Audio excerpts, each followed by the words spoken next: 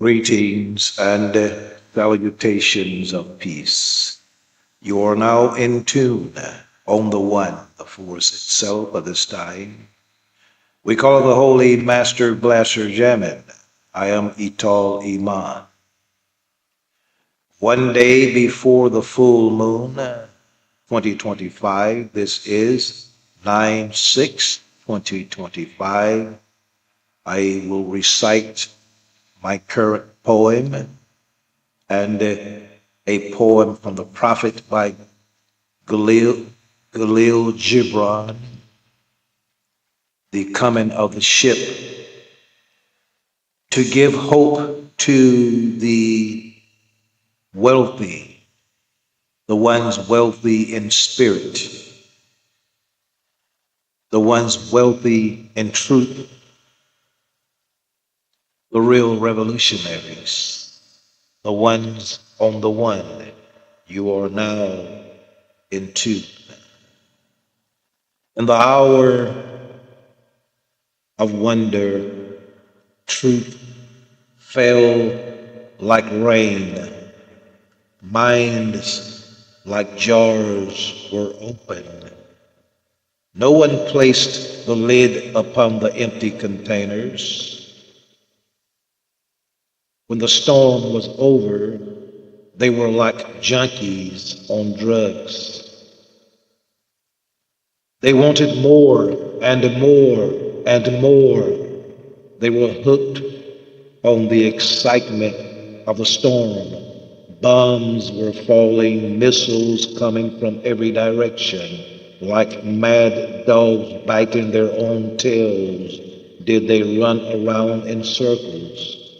Evil is ignorance, not knowing itself to be so, forming no consensus like whores. They enjoyed the mind fuck of sun-dried content presenters.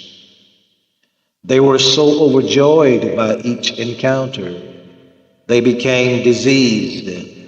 They formed a community where every foul and unclean bird flocked together, calling it the broken society of edutainment.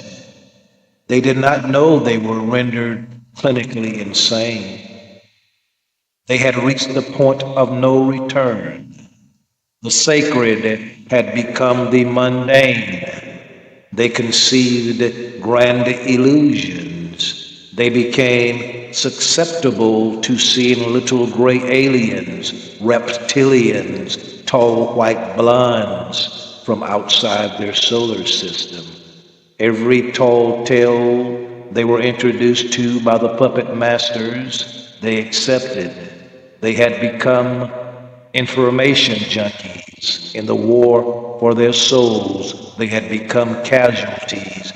These are the people knowing not they are demons too, awaiting the storm to blow them away. You are now two on the one.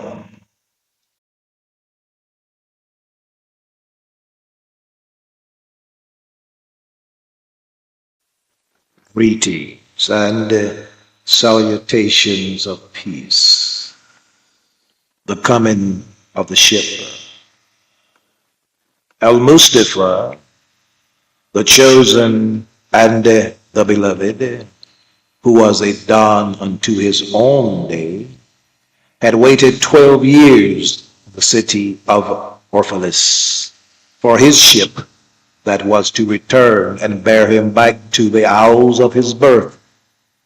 And in the 12th year, on the 7th day of Elul, the month of reaping, he climbed the hills without the city walls and looked seaward. And he beheld his ship coming in the mist. Then the gates of his heart were flung open, and his joy flew far over the sea. And he closed his eyes and prayed in the silence of his soul. But as he descended the hill, a sadness came upon him, and he thought in his heart, How shall I go in peace and without sorrow? Nay, not without a wound in the spirit shall I leave this city. Long were the days of pain I have spent within its walls, and long were the nights of aloneness. And who can depart of his pain and his aloneness without regret? Too many fragments of the Spirit have I scattered in these streets, and too many are the children of my longing that walk naked among these hills, and I cannot withdraw from them without a burden and an ache. It is not a garment I cast off this day, but a skin that I tear with my own hands. Nor is it thought I leave behind me, but a heart made sweet with hunger and with thirst. Yet I cannot tarry longer. The sea that calls all things unto her calls me, and I must embark. For to stay, though the hours burn in the night, is to freeze and crystallize and be bound in a mold. Fain would I take with me all that is here. How shall I? A voice cannot carry the tongue and the lips that gave it wings. Alone must it seek the ether, and alone and without his nest shall the eagle fly across the sun. Now, when he reached the foot of the hill, he turned again towards the sea, and he said, he saw his ship approaching the harbor, and upon her prow the mariners, the men of his own land. And his soul cried out to them, and he said, Sons of my ancient mother, you riders of the tides, how often have you sailed in my dreams, and now you come in my awakening, which is my deeper dream. Ready am I to go, and my eagerness with sails full set awaits the wind. Only another breath will I breathe in this still air, only another loving look cast backwards. And then I shall stand among you, a seafarer among seafarers. And you, vast sea, sleepless mother, who alone are peace and freedom to the river and the stream. Only another winding will the stream make, only another murmur in this glade. And then shall I come to you, a boundless drop to a boundless ocean. And as he walked, he saw from afar men and women leaving their fields and their vineyards and hastening towards the city gates. And he heard their voices calling his name and shouting from field to field, telling one another of the coming of the ship. And he said to himself, Shall the day of parting be the day of gathering? And shall it be said that my eve was in truth my dawn? And what shall I give unto him who has left his plow in mid-furrow, or to him who has stopped the wheel of his winepress? Shall my heart become a tree heavy laden with fruit, that I may gather and give unto them? And shall my desires flow like a fountain, that I may fill their cups? Am I a harp, that the hand of the mighty may touch me, or a flute, that his breath may pass through me? A seeker of silence am I, and what treasure have I found in silence, that I may dispense with confidence? If this is my day of harvest, in what field have I sowed the seed? And in what unremembered season? If this indeed be the hour in which I lift up my lantern, it is not my flame that shall burn therein. Empty and dark shall I raise my lantern, and the guardian of the night shall fill it with oil, and he shall light it also. These things said in words, but much in his heart remained unsaid. For he himself could not speak his deeper secret.